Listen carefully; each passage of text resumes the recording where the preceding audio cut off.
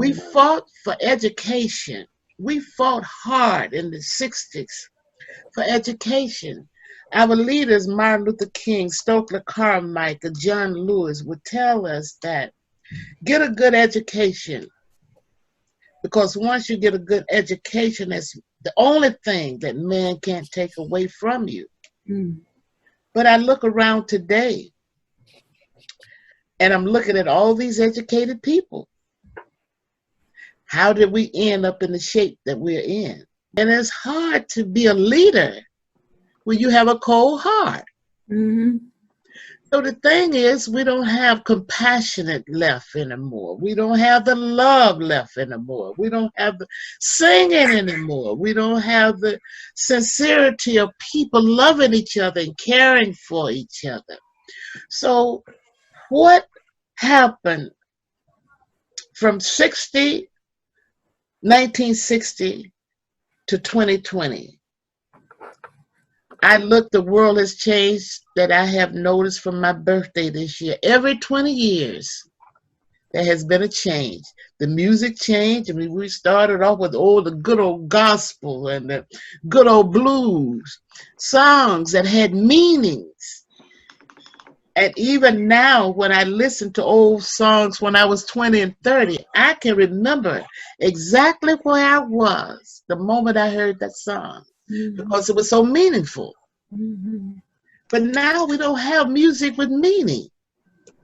Even when you can't understand each other when we're talking, but when we were singing together, it brought harmony. And that's one of the things as a leader that always surprises me. When you're going to different countries, you may not speak the same language. You have to use interpreters. But when it comes down to the music,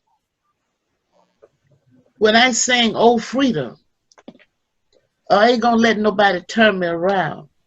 And especially when I do, I've been in the storm too long to look at someone that cannot understand the words, but the spirituality comes out. Mm-hmm. And you look around and see practically everyone that's sitting in the audience, tears rolling down their face. Now, what does that tell you? We don't understand the language, but we understand the spirituality. If you notice the 60s movement, and when you watch the protesters of today, how much singing do you see? You seldom see any singing.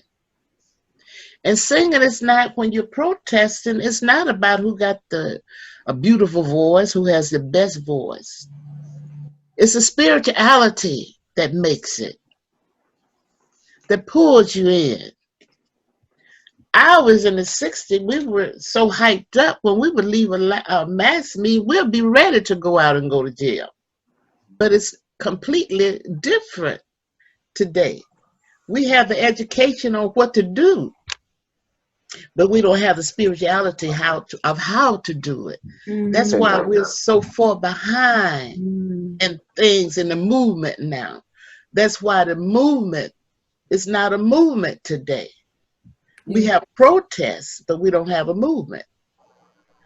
And once we can get the protesters to come into order of a movement, we'll have a revolution.